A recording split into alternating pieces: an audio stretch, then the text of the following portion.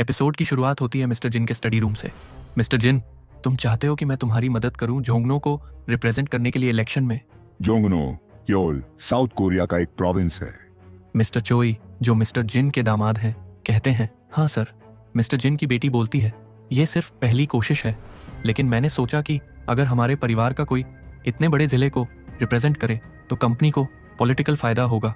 Mister जिन जवाब देते हैं, जोंगनो का रिप्रेजेंटेटिव पहले से ही मेरा वफादार है, मुझे उससे और क्या मिलेगा। तुम सुवोन के रिप्रेजेंटेटिव के लिए इलेक्शन लड़ो।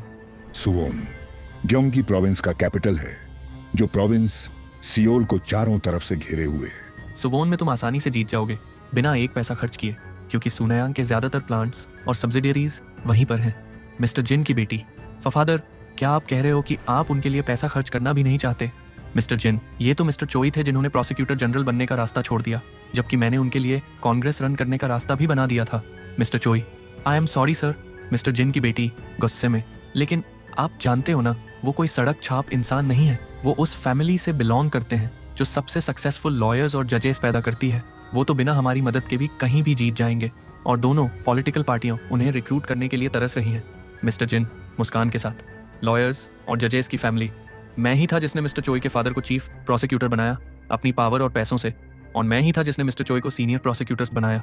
और क्या तुम जानना चाहती हो क्यों? सिर्फ इसलिए ताकि वो सुनायांग कॉर्पोरेशन का वफादार कुत्ता बनकर हमेशा हमारी सेवा करे।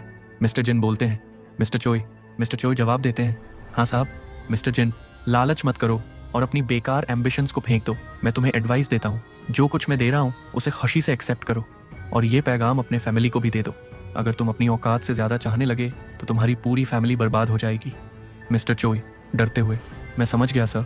मिस्टर चोई अपने मन में, सिर्फ एक फ़ोन कॉल मेरे फादर इन लॉ का काफ़ी है। मेरा सभी रिश्तेदार जो प्रोसिक्यूशन और जुडिशरी में है, सबको गांव भेजने के लिए। मिस्टर जिन अपनी बेटी सियोयुन से, सियोयुन, तुमने मेरी एडवाइस के खिलाफ जाने की हिम्मत कैसे की? सिर्फ अपने डिपार्टमेंट स्टोर के साथ खुश रहो। सियोयुन मन में, क्या उन्होंने मेरी स्कीम्स देख ली? मैं अपने हस्बैंड को कांग्रेसमैन बनाकर पॉलिटिकल फुटहोल्ड लेना चाहती थी, और उनके इन्फ्लुएंस से सुनायांग कॉर्पोरेशन के वारिस बनने की रेस में आगे निकलना चाहती थी। सियोयुन बोलती है, I am so sorry father, please मुझे माफ़ कर दीजिए। मिस्टर जिन, जो तुम्हारे पास है उसी में खुश रहो और उसमें अपना बेस्ट दो।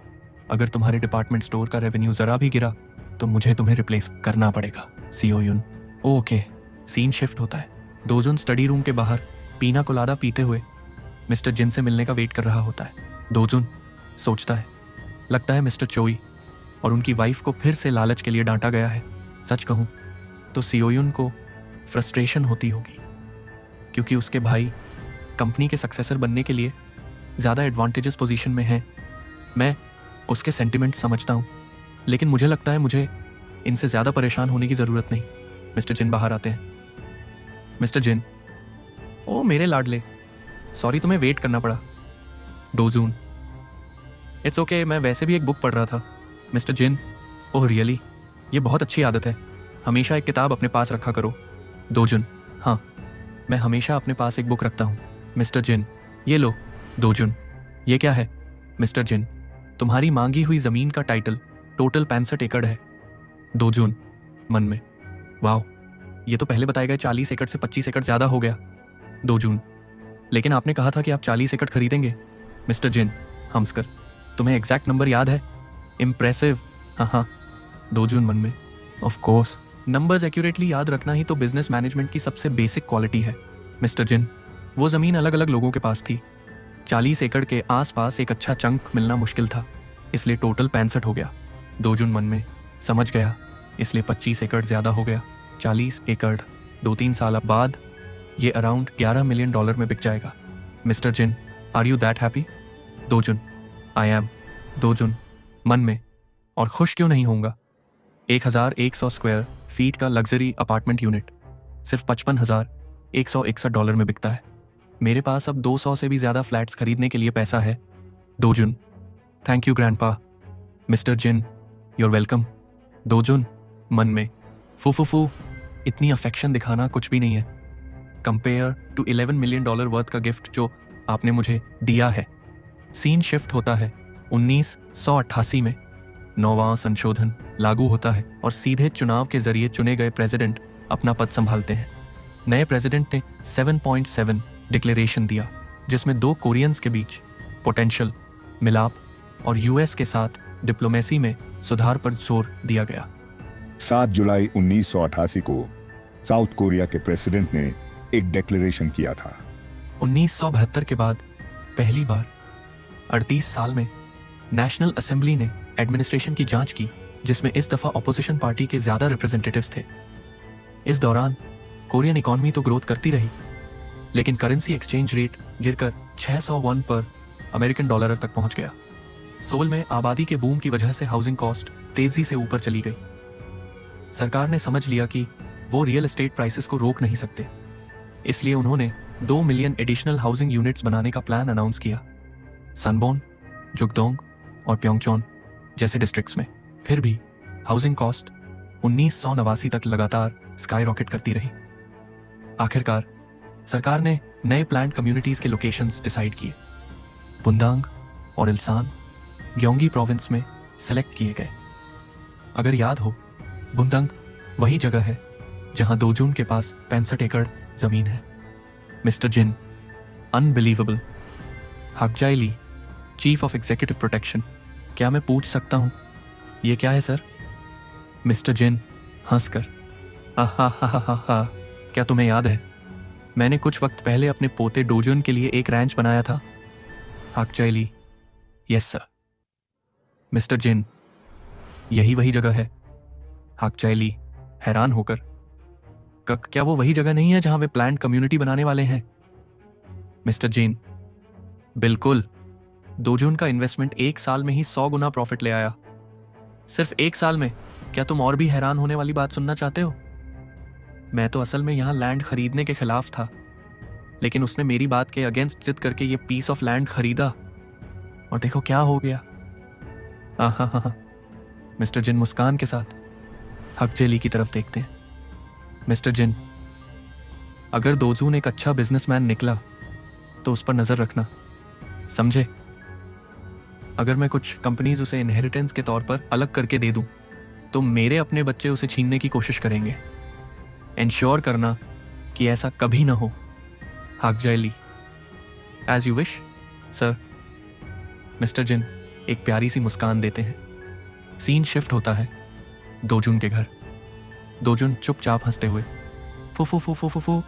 दोजून अपने मन में, मेरे अकाउंट में अब $10 मिलियन हैं, क्योंकि मैंने सिर्फ 49 एकड़ बेचे हैं और बाकी ज़मीन को अभी होल्ड करने का फैसला किया है जब तक प्राइस और ऊपर न चली जाए। मेरे पास कैश और एसेट्स मिलाकर 14 मिलियन से ज़्यादा हो चुका है। दोजून को फ्लैशबैक आता है जब मिस्टर जिन ने कहा था, ये पैसे तुमने बनाए हैं तो जो चाहो करो इनसे। दोजून अपना मुंह ढक कर हंसते हुए, के ये तो उस 73 करोड़ 7 लाख डॉलर के बराबर है जो मेरी पिछली जिंदगी में थे। उस वक्त दोजून के पेरेंट्स दरवाज़ा नॉक करते हैं। पेरेंट्स, दोजून, क्या हम कुछ देर बात कर सकते हैं? दोजून, श्योर। सब एक साथ बैठ जाते हैं। मॉम, तुम इस पैसे का क्या करने वाले हो? दोजून, मैंने ग्रैंडफादर से कहा है कि मैं इसे बैंक में रखने वाला हूँ। मॉम थोड़ा शक से, रियली? दोजून अपने मन में, मैं तो बस कह रहा हूँ क्योंकि उन्हें टेंशन होगी कि मेरे जैसे छोटे से बच्चे के पास इतना पैसा है। सच्चाई ये है कि मैं इसे बैंक में बिल्कुल नहीं रखने वाला।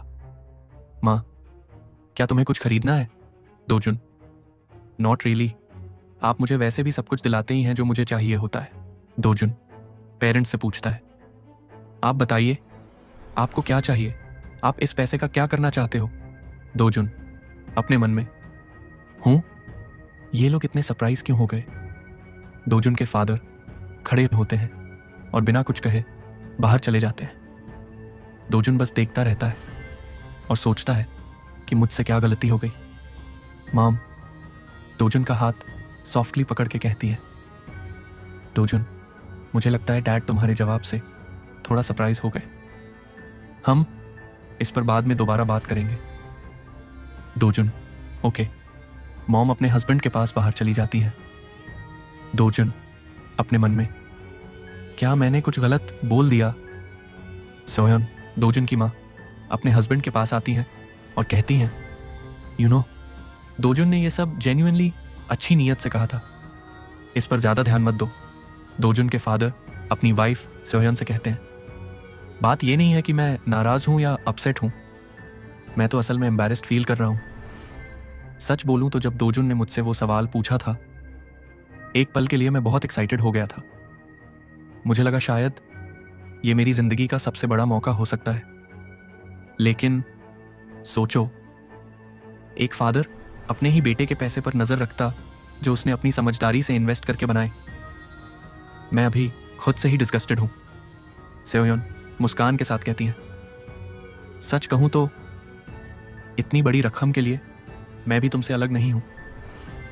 इतने पैसे से तुम, मैं, संगजुन और दोजुन सब एक फॉरेन कंट्री में इमिग्रेट करके आराम से खुश रह सकते हैं। यही मेरा पहला ख्याल था। उस वक्त दोजुन स्टाइलिश पोज में दरवाजे के पीछे खड़ा सब बातें सुन रहा होता है। दोजुन मुस्कुराता है और धीरे से कहता है, वो दोनों कितने लविंग पेरेंट्स हैं, फैमिली के बाकी लोगों से कितने अलग। अगर वीडियो पसंद आई हो तो लाइक करना मत भूलना, चैनल को सब्सक्राइब करो और अपने दोस्तों के साथ शेयर जरूर करो। और हाँ, कमेंट करके बताना वीडियो कैसी लगी। मिलते हैं अगले वीडियो में, तब तक के लिए अपना बहुत सारा ख्याल रखना। Good bye.